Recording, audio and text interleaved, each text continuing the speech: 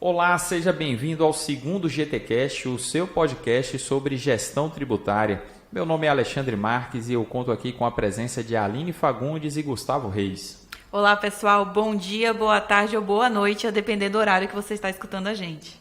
Olá, pessoal. É realmente um prazer estar novamente aqui com vocês. E nesse segundo programa nós temos muito conteúdo relevante para você que lida com a temática tributária. Lembrando que, a partir desse programa, nós estamos abrindo espaço para ouvir as perguntas dos nossos ouvintes. Então, se você tiver alguma dúvida ou até uma sugestão de tema, pode encaminhar através do e-mail podcast@gestãotributária.com.br. Nessa primeira sessão, eu vou passar a bola para a Aline Fagundes, que vai trazer para a gente as principais notícias do mundo tributário agora no mês de fevereiro de 2019. É a sessão GT News. Vamos lá, Alexandre. A primeira notícia é que a Receita Federal alerta empregadores do Grupo 2 para o cumprimento da quarta fase do E-Social. Após o fechamento da primeira folha de pagamento na nova sistemática do E-Social, as empresas de médio porte, definidas como segundo grupo, que são aquelas cujo faturamento ficou entre 4,8 milhões e 78 milhões em 2016 e que não sejam optantes do Simples Nacional, devem se preparar para a quarta fase. Qual é a quarta fase? É aquela em que haverá substituição da GFIP para o recolhimento de contribuições previdenciárias referente à competência de abril de 2019.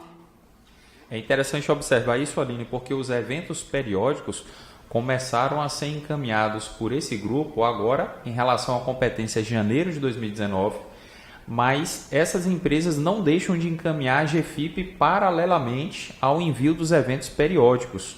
E isso é importante, inclusive porque há notícias, relatos de empresas que às vésperas ou na data de vencimento do cumprimento dessa obrigação quanto ao E-Social, não conseguiram fazer a transmissão. Houve problema lá de sistema que a própria Receita Federal admitiu, mas o fato é que, como essas empresas ainda continuam declarando em paralelo também as informações na GFIP, a priori não parece que vai haver prejuízo para essas que não conseguiram encaminhar. O fato é que a partir de abril de 2019, para elas começa a transmissão obrigatória da DCTF Web, que aí sim vai de fato substituir a GFIP no tocante à declaração das contribuições previdenciárias.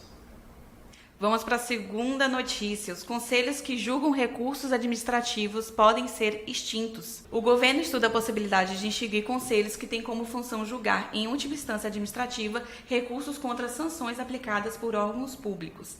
Temos como exemplo aí o CARF, que é o Conselho Administrativo de Recursos Fiscais.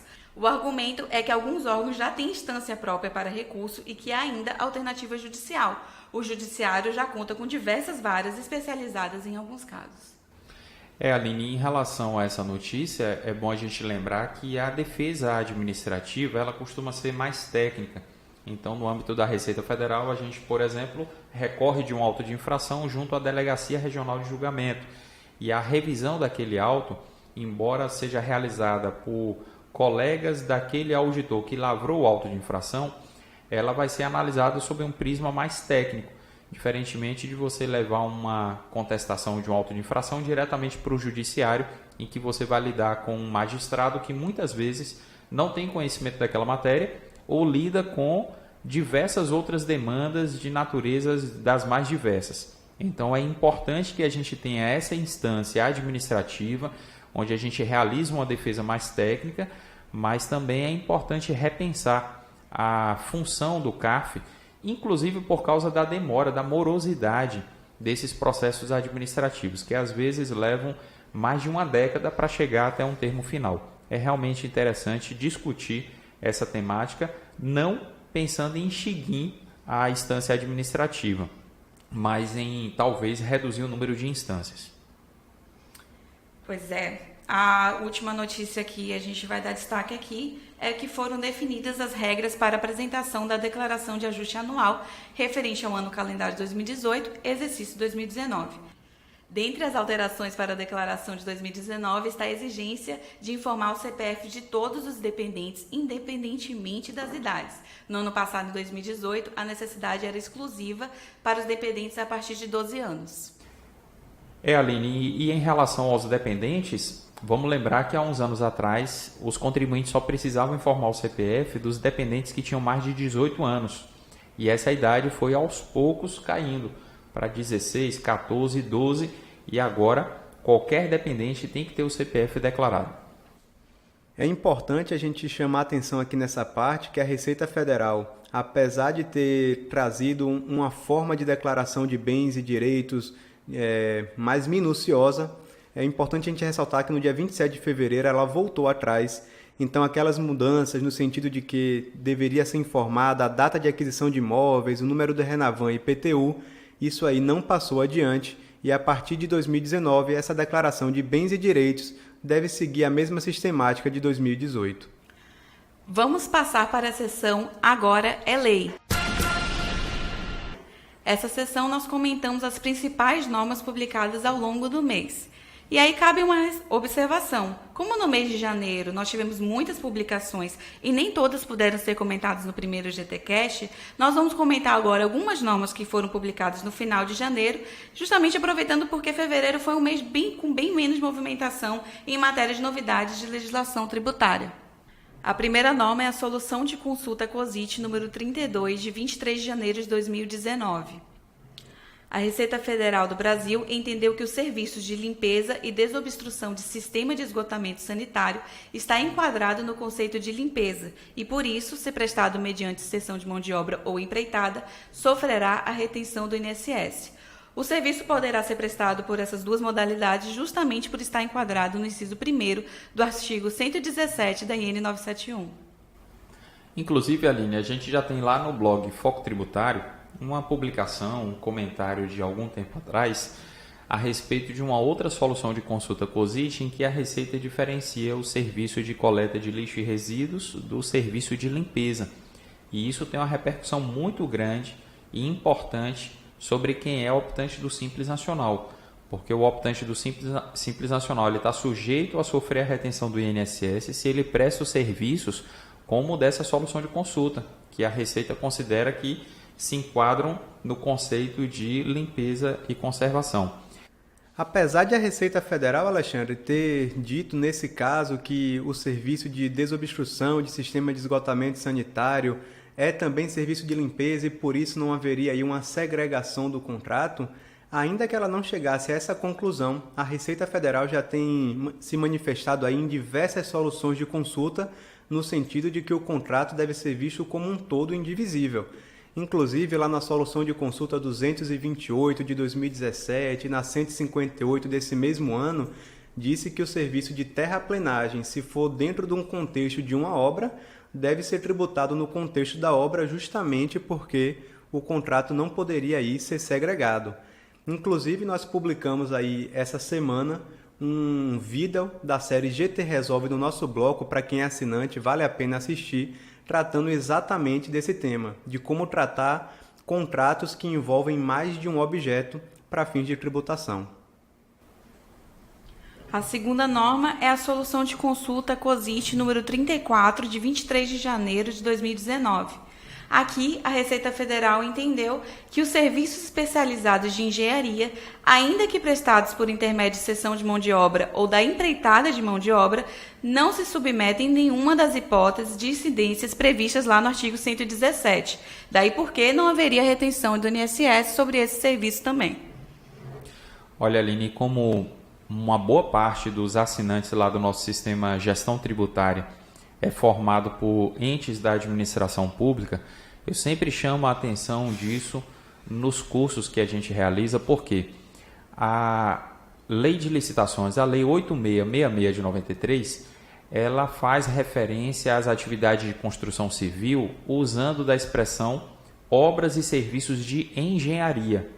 Mas no contexto da retenção previdenciária, a gente deve entender que serviços de engenharia são serviços que estão relacionados ao desempenho da profissão. Então, uma empresa que elabora um projeto de uma obra, que faz uma fiscalização de uma obra de construção civil, ela está prestando serviços de engenharia e esses serviços de engenharia não estão sujeitos à retenção previdenciária. Para efeito da retenção do INSS, no contexto lá da IN 971, o que importa saber é o que é atividade de construção civil e, mais ainda, o que é obra e o que é serviço de construção civil, porque a depender da natureza jurídica, da fonte pagadora e da característica da operação, se é obra ou se é serviço, a gente pode ter o caso, inclusive, de não aplicação da retenção. Essa é uma confusão muito comum, mas para a gente que lê e acompanha as publicações da Receita Federal, quando a gente bate o olho numa solução de consulta como essa, a gente já percebe onde é que está a origem do problema. Talvez essa solução tenha sido até proposta por alguém da administração pública, que faz comumente essa confusão aí entre a atividade de engenharia e de construção civil. Inclusive, no artigo 143 da própria Instrução Normativa número 971 de 2009, ele já traz ali como atividades que não se sujeitam à retenção diversas atividades típicas do engenheiro, né, praticadas por engenheiro. A própria fiscalização, supervisão, o gerenciamento de obras, a elaboração de projetos de construção civil. Então, a Receita ali já no artigo 143 já estava trazendo aí um direcionamento de que diversas atividades típicas de engenheiro não estariam realmente lá nos artigos 117 ou 118 e, por isso, não sujeitas à retenção previdenciária. Pois é, Alexandre, acho que você tocou aí no cerne da questão, porque quando eu fui ler a solução de consulta, essa que a gente está comentando aqui agora, a Receita Federal argumentou justamente nesse sentido sobre essa discriminação de obras e serviços lá do anexo 7º, né, da IN 971, e ela traz que esses serviços especializados em engenharia foram excluídos dessa lista do anexo 7º da IN 971. Exatamente, Aline. A terceira norma é a Solução de Consulta COSIT, número 37, de 23 de janeiro de 2019. Aqui a Receita Federal entendeu que, diante da ausência de requisitos para a caracterização de cessão de mão de obra nos serviços de saúde prestados pelas empresas dos profissionais médicos e de odontologias contratadas, não há que se falar em retenção do INSS. Aqui cabe lembrar a nossa discussão no nosso último GTcast, né, em que a gente comentou sobre as características da cessão de mão de obra. Eu entendo que a colocação dos trabalhadores à disposição do contratante nesse tipo de serviço vai ser dificilmente caracterizada, uma vez que esses profissionais, quando eles vão realizar os atendimentos ao paciente, eles vão fazer sem qualquer ingerência do contratante. É isso mesmo, Alexandre?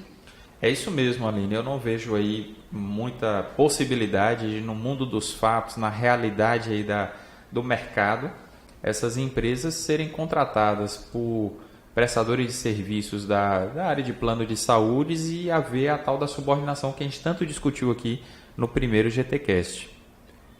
É bom, inclusive, ouvir lá, caso você ainda não tenha ouvido o primeiro GTcast, eu acho importante porque a gente trouxe lá uma solução de consulta atual da Receita, tentando trazer um contorno maior aí para esse tema que ainda é muito pouco falado pela Receita em termos de definição do que seria essa subordinação.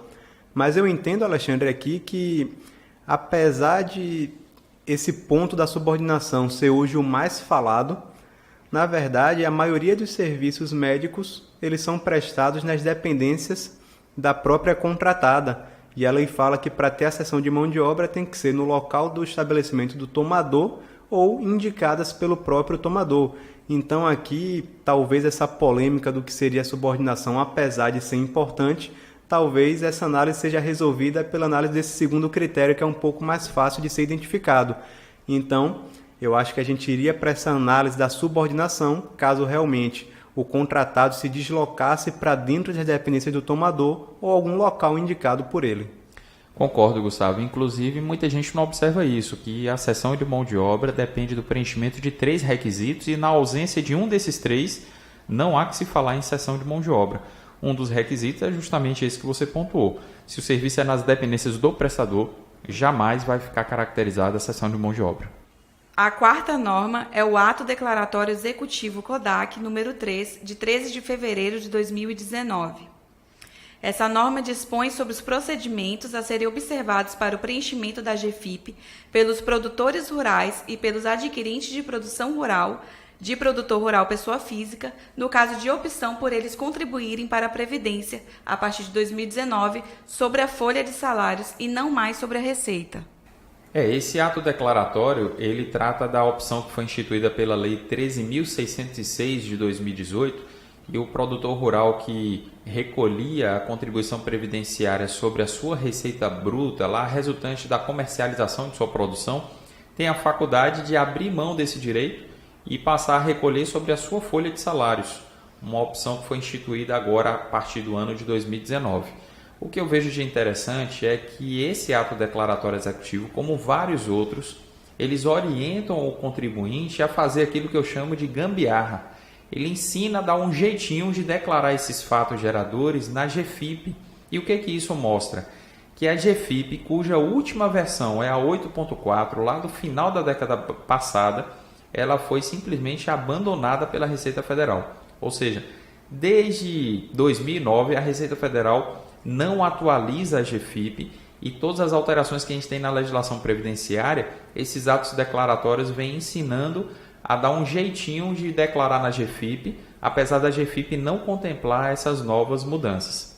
E quem usa e preenche a GFIP sabe que quase tudo dessas alterações, desoneração da folha, agora mais essa, quase tudo é resolvido usando o bom e velho campo de compensações. E aqui não é diferente. A Receita Federal manda apurar da forma como a empresa ou a pessoa física, nesse caso, escolheu, e lá no campo de compensações a empresa lança a diferença resultante da apuração em um regime ou em outro regime, já que a GFIP não contempla essa novidade. A quinta norma é a mesma INRFB 1867/2019, que a gente comentou aqui no GTcast anterior, que é aquela norma que alterou a IN 971. Como a gente não conseguiu comentar todas as alterações feitas por elas, nós reservamos uma aqui para a gente comentar hoje. Nessa norma, a gente também teve a inclusão do artigo 46A no texto da IN 971. Esse artigo dispõe que, a partir das datas em que a entrega da DCTF-Web, do E-Social, da FDRINF se tornar obrigatória, as referências que temos na IN 971 para a GFIP, elas devem ser entendidas como uma dessas obrigações acessórias, ou seja, o E-Social, FDRINF ou DCTF-Web, a depender da matéria que estiver tratando. Aline, inclusive lá no artigo 138, se eu não me engano, da IN 971, a gente tem a obrigação da empresa contratante de exigir a cópia da GFIP toda vez que ela faz a retenção da empresa contratada, a retenção previdenciária lá sobre a nota fiscal. E aí a gente fica na dúvida, será que agora ela vai ter que exigir a cópia da DCTF-Web ou a cópia do E-Social, a comprovação da transmissão desses documentos? Me parece que não. Me parece que, apesar desse artigo 46A aí falar de uma maneira genérica, onde se lê uma coisa tem que se ler outra, eu penso que algumas obrigações elas perdem um sentido com a entrada em vigor dessas novas obrigações. E observe que esse artigo aí, apesar de eu entender que não se aplica ao contexto que eu citei, ele tem sua importância, porque a gente está vivendo uma fase de transição, não é isso mesmo? Eu concordo com você, Alexandre. Eu acho que foi uma medida aqui provisória, justamente por causa dessa transição, de que alguns já estão obrigados ao envio da DCTF-Web, outros não. Foi assim uma forma de conciliar todas essas formas e dizer, quem já está obrigado à DCTF-Web, onde tem lá a GFIP, leia-se DCTF-Web. Mas eu acho que ele quis dizer somente ao envio da declaração e não algumas obrigações acessórias que surgem com ele, como você bem citou aí. A próxima sessão que vamos dar início é a sessão de olho nos tribunais. O CARF decidiu que o direito de imagem de atleta profissional não é salário. O colegiado entendeu que o direito de exploração da imagem de atleta profissional tem natureza civil e, portanto, não se confunde com o contrato especial de trabalho. Assim, os valores recebidos pela cessão de direito de exploração de imagem não se confundem com a contraprestação pecuniária devida ao atleta profissional. E esse caso aí, Aline, foi curioso porque se refere a um atleta muito conhecido, o Fred, que foi até atacante da seleção brasileira, e cuja empresa, pessoa jurídica que firmou o contrato lá com o clube, na ocasião, acredito que era o Fluminense, a empresa pertence ao irmão dele e a empresa fez o contrato de cessão de direitos de imagem do atleta para o clube. E a dúvida era a seguinte: será que esse tipo de objeto, direito de imagem, que tem um caráter personalíssimo muito grande, será que isso poderia ser transferido, cedido, mediante remuneração através de uma pessoa jurídica? A Receita Federal entendeu que não e autuou o atleta dizendo o seguinte, que ele estava usando a pessoa jurídica para ocultar rendimentos da pessoa física, mas o CAF acabou decidindo em sentido contrário. Inclusive, Alexandre, recebemos essa semana uma dúvida de um cliente nosso que é um grande clube aí da Série A do futebol brasileiro, trazendo uma pergunta exatamente nesse sentido. E nós já passamos a orientação levando em consideração a decisão do CARF. Nesse mesmo sentido, o artigo 87A da Lei do Desporto já diz que o direito ao uso da imagem do atleta pode ser por ele cedido ou explorado e não haveria aí nenhum problema nisso. Mas para fins de incidência do ISS, a gente precisa entender aqui que há uma diferença da relação entre o jogador e a empresa que o representa e do clube de futebol com essa mesma empresa. E os municípios já vêm entendendo que a relação do clube com a empresa está ligada lá ao subitem 37.01, enquanto que a relação do jogador com a empresa que o representa é um serviço de intermediação lá do item 10. A segunda decisão vem lá da 6ª Vara Federal Civil de Vitória do Espírito Santo, que entendeu que o ISS não pode ser incluído na base de cálculo do PIS e da COFINS. A decisão determinou que o fisco afaste os valores do ISS sob o argumento de que o entendimento proferido na decisão do STF, que concluiu que o ICMS não compõe a base de cálculo do PIS e da COFINS, poderia ser adotado para o imposto municipal também. Por isso, os valores recolhidos a título de ISS não poderiam ser incluídos na base de cálculo desses tributos. E vamos lembrar que no primeiro GTcast a gente discutiu aqui a decisão do STF, que determinou a exclusão do ICMS da base de cálculo do PIS e da COFINS, essa que você citou agora, Aline. E a gente precisa lembrar que, embora essa decisão aqui da 6ª Vara Federal de Vitória seja uma decisão de primeira instância, ela está refletindo aquilo que a gente já vem vendo em alguns tribunais. A gente tem vários tribunais regionais federais que já têm uma jurisprudência caminhando na mesma direção, até porque a lógica é a mesma. Se o STF concluiu lá que o ICMS não compõe o conceito de receita bruta, porque aquela parcela do ICMS é tributo e vai ser recolhido para o governo, o raciocínio para o ISS cabe perfeitamente. Qual é o grande problema disso aí? É que se a moda pega, a gente vai ter o mesmo raciocínio aplicado a vários outros tributos, como a gente já tem visto teses aí no sentido de que o imposto de renda e a CSLL, no regime do lucro presumido, como ele é calculado em cima do conceito de receita bruta, também não devem levar em conta o ICMS ou o ISS que compõe a receita bruta. E isso vai nos levar para uma situação simplesmente caótica. Os colegas que são profissionais da área contábil, que acompanham aqui o nosso GTcast, já devem estar se deparando com questionamentos a esse respeito, mas muitos dos nossos clientes que lidam com a temática de retenções na fonte também já têm enfrentado essa dificuldade. Recentemente, a gente comentou no outro GTcast, um cliente nosso recebeu uma nota lá e ficou na dúvida se a base de cálculo seria o valor bruto da nota ou considerava a exclusão do ICMS lá para efeito de retenção de PIS e COFINS. Então eu acredito que essa tese tem tudo para vingar, mas que o resultado dela, assim como o resultado do precedente, vai nos levar a um caos em matéria de cálculo e apuração de tributos. Vamos iniciar hoje a nossa nova sessão, que Alexandre já comentou no início do nosso GTcast, que se chama Pergunte ao Especialista. Vamos começar ouvindo um áudio do Wagner de Juiz de Fora, Minas Gerais. Eu tenho uma construtora que pegou a obra de forma integral, correto? E isso está rezando no contrato e ela está fazendo a emissão das notas fiscais para mim. Até aí, beleza. eu quero saber o seguinte: ela subempreitou a obra, não totalmente, mas subempreitou para uma outra construtora que está sendo parceira dela.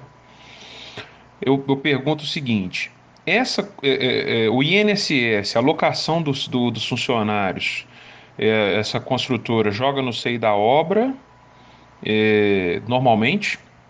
E caso essa essa empreiteira que está junto, ou construtora que está junto com a construtora detentora do contrato, isso descaracteriza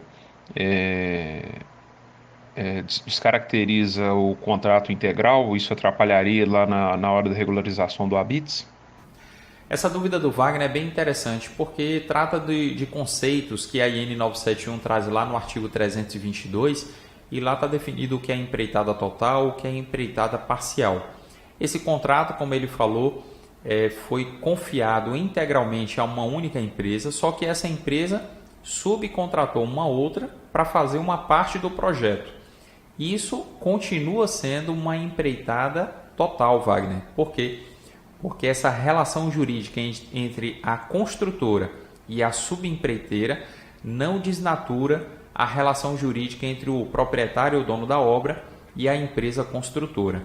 Só um detalhe: a IN faz uma ressalva lá no parágrafo 2º do mesmo artigo 322, que se porventura houvesse o faturamento direto da subempreiteira contra o dono ou o proprietário da obra, isso descaracterizaria a empreitada total. Pelo teor da sua pergunta, me parece que isso não ocorreu. Agora, um outro detalhe: se você está com dúvida sobre como fica o preenchimento da GFIP, ali na GFIP da subempreiteira tem que constar o CNPJ da empresa contratada para executar a obra, a construtora, ou se a construtora é a responsável pela matrícula, como nesse caso já que ela vai executar a obra por empreitada total. Então, na GFIP da subempreiteira tem que constar o número da matrícula dessa obra. E a gente comentou também aqui no primeiro podcast que essa matrícula, habitualmente chamada de CEI, agora é, a rigor, a CNO, é o Cadastro Nacional de Obras. Cabe ressaltar, Wagner, que os valores retidos da subcontratada poderão ser deduzidos do valor da retenção a ser efetuada pela contratante, desde que estes valores estejam discriminados na nota fiscal, conforme prevê o artigo 127, parágrafo 1º da Instrução Normativa número 971 de 2009. Lembrando que as cópias da GFIP elaboradas pelas subcontratadas devem acompanhar o seu documento fiscal. Recebemos aqui uma outra dúvida que eu vou tentar traduzir para vocês. A dúvida é do Richard, morador lá de São Paulo, que é empresário e dono de uma empresa de jardinagem que presta serviços contínuos para diversos condomínios. Qual é a situação aqui? Dentre os seus clientes, o maior deles passou a fazer retenção de 11% do valor bruto da nota fiscal e gerou um crédito suficiente para pagar o INSS de toda a sua folha de pagamento e não apenas dos funcionários desse contrato. Até aí tudo bem. Só que foi pesquisando no nosso blog Foco Tributário que ele percebeu que a retenção para esse tipo de serviço é devida. Daí surgiu aquela dúvida sobre o que fazer nos outros casos quando os outros clientes passarem a reter o que é devido, já que o volume da retenção vai superar em muito o montante a recolher mensalmente. E aí, Gustavo, tem como solucionar essa dúvida para o nosso amigo aqui? Olha, Aline, essa dúvida aí é muito interessante. Eu creio que muitos outros prestadores de serviço também devem ter ela, porque ela é uma dúvida que se aplica não só para esse serviço de manutenção de jardim, mas para diversos outros casos em que a retenção é devida e o prestador tem contratos firmados com diversas pessoas jurídicas ou pessoas físicas e acabam se encontrando numa situação muito similar. Mas veja o que acontece. Lá em 1999, 20 anos atrás, quando a retenção previdenciária foi instituída, o objetivo do governo foi ali antecipar e garantir o recolhimento dessa contribuição previdenciária. Acontece que a retenção ocorre sobre o valor da nota fiscal, enquanto que o prestador ele faz o recolhimento do INSS sobre a folha de salários. E essa diferença, em todos os casos, vai gerar aí uma diferença do que vai ser retido daquele cálculo do que o prestador teria que pagar a título de INSS. Só que isso não é um problema. Primeiro porque, caso a retenção tenha sido de um valor superior ao que o contratado pagaria a título de INSS, ele tem o direito de pedir ali uma restituição ou compensação à Receita. E não há previsão na legislação para que o tomador deixe de fazer a retenção caso o prestador diga que o que ele já contribuiu em uma fonte pagadora já supera. Então, o entendimento aqui que a gente deve seguir é esse, que as fontes pagadoras, como substitutos tributários, devem proceder à retenção, Richard, em todos os contratos firmados por vocês, mas caso o valor supere em muito aquilo que você teria que pagar, você pode aí pleitear essa restituição do que foi pago a mais. E aí é fundamental você atacar o problema no momento adequado, porque após a retenção efetuada, como os condomínios são obrigados a efetuar a retenção desses casos, não há o que fazer, você só vai ter o mecanismo da compensação ou da restituição. A compensação fica inviável quando você tem um volume de débitos relativamente pequeno. A restituição é inviável pela demora e por ela representar uma espécie de convite à fiscalização. Aí, Richard, a gente fala que é importante você atuar no momento da apuração da base de cálculo para efeito de destaque da retenção na nota fiscal. Os artigos 121 a 123 da IN 971, eles regulamentam a possibilidade que você talvez não esteja usufruindo de excluir da base de cálculo os valores relativos a materiais ou equipamentos, e o artigo 124 fala de uma dedução da base de cálculo que, posterior à exclusão dos materiais ou equipamentos, você pode fazer. E essa dedução se refere ao custo com a alimentação dos trabalhadores, se a sua empresa fornecer, e também ao custo com o vale transporte dos empregados. Então fica a dica aí para você trabalhar nessas possibilidades, reduzir ao máximo a base de cálculo, para que, no geral, o valor das retenções fique o mais próximo possível do valor do INSS que você tem a recolher dessas folhas. Chegamos ao final do segundo GT Cash. Espero que vocês tenham gostado do conteúdo que a gente compartilhou aqui com vocês e não esqueçam de mandar suas dúvidas para a gente. É isso mesmo, pessoal. Nós contamos com a sua participação através do e-mail podcast@gestãotributaria.com.br, não só com dúvidas, mas também com sugestões de pauta, porque aqui o nosso objetivo é trazer um conteúdo que agregue valor para você que atua na área tributária. Obrigado, pessoal, e até uma próxima.